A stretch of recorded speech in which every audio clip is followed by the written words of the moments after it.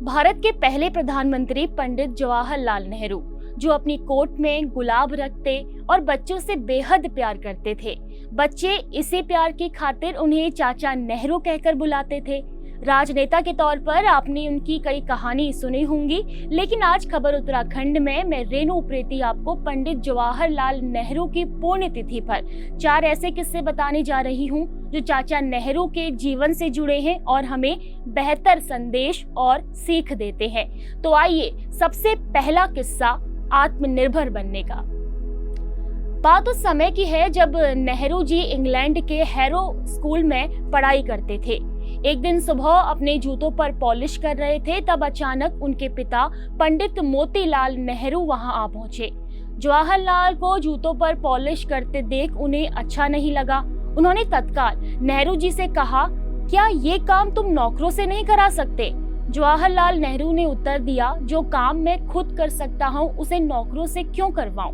नेहरू जी का मानना था कि इन छोटे छोटे कामों से ही व्यक्ति आत्मनिर्भर होता है। आजादी सभी को मिलनी चाहिए। ये घटना तब की है जब जवाहरलाल नेहरू छोटे थे और देश आजाद होना चाहता था। उस दौरान उनके घर के पिंजरे में एक तोता पलता था। पिता मोतीलाल ने तोते की देखभाल का जिम्मा अपने मालिक को सौंप रखा था। एक बार नेहरू जी स्कूल से वापस आए तो उन्हें देखकर तोता जोर जोर से बोलने लगा। नेहरू जी को लगा कि तोता पिंजरे से आजाद होना चाहता है। उन्होंने पिंजरे का दरवाजा खोल दिया। तोता आजाद होकर एक पेड़ पर जा बैठा और नेहरू जी की ओर देखकर कृतज्ञ भाव से कुछ कहने लगा। उसी समय माली आ गया। उसने डांटा, तुमने ये क्या किया? मालिक नाराज होंगे। बालक नेहरू ने कहा, सारा देश आजाद होना चाहता है, तोता भी चाहता है। आजादी सभी को मिलनी चाहिए। शिष्टाचार के धनी थे नेहरू। ये बात उन दिनों की है जब पंडित जवाहरलाल नेहरू लखनऊ की सेंट्रल जेल में थे। लखनऊ सेंट्रल जेल में खाना तैयार होते ही मेज पर रख दिया जाता था। सभी सम्मिलित रूप से खाते थे। एक बार एक डाइनिंग टेबल पर एक साथ 7 आदमी खाने बैठे। 3 आदमी नेहरू जी की तरफ और 4 आदमी दूसरी तरफ। एक पंक्ति में नेहरू जी थे तो दूसरी पंक्ति में चंद्र सिंह गढ़वाली। खाना खाते समय शक्कर की जरूरत पड़ी। बर्तन कुछ दूर था चीनी का।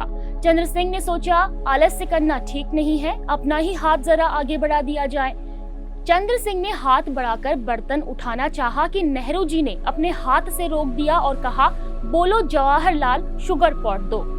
वे गुस्से के मारे तमतमा उठे, फिर तुरंत ठंडे भी हो गए और समझाने लगे, हर काम के साथ शिष्टाचार जरूरी है।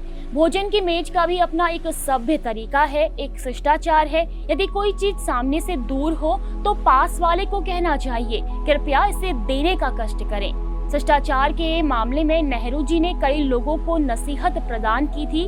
ऐसे ही थे नेहरू जी। अपनी सैलरी लोगों को बांट देते। ये बात तब की है जब पंडित जवाहरलाल नेहरू देश के प्रधानमंत्री बन गए थे। उस दौरान उनके निजी सचिव रहे एमओ मथाई ने बताया कि नेहरू जी के पास हमेशा पैसों की किल्लत रहती थी। जितना जेब खर्च होता था वो किसी जरूरतमंद को दे देते थे। इससे तंग आकर मथाई ने उनकी जेब में पैसा रखना ही बंद कर दिया। इस पर भी नेहरू ने लोगों की मदद करनी नहीं छोड़ी और कोई जरूरतमंद सामने आ जाए तो वो किसी और से पैसे मांग कर उसे दे देते थे। मथाई ने इस पर अधिकारियों को निर्देश दिए कि अगर वो पैसे मांगे तो एक बार में 10 रुपए से ज्यादा ना दे। आखिर में मथाई ने एक उपाय निकाला और वो नेहरू की तनख्वाह का एक हिस्सा पहले से ही अलग रखने लगे, ताकि कहीं ऐसा ना हो कि उनकी पूरी सैलरी लोगों की मदद करने में ही खर्च हो जाए। ऐसी कई घटना हैं जो हमें देश के पहले प्रधानमंत्री पंडित जवाहरलाल नेहरू के जीवन से प्रेरणा देती हैं। चलते चलते एक दिलचस्प बात आपको और बता दें कि पंडित जवाहरलाल नेहरू अपनी पत्नी की याद में हमेशा कोट में लाल गुलाब लगाया करते थे।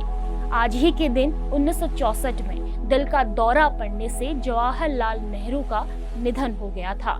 आज पंडित जवाहरलाल नेहरू जैसा व्यक्तित्व हमारे बीच नहीं है, लेकिन उनके राजनेता के तौर पर देश के लिए किए गए काम और उनके जीवन की कई बातें, कई किस्से लोगों के जेहन में आज भी जिंदा हैं। नमस्कार।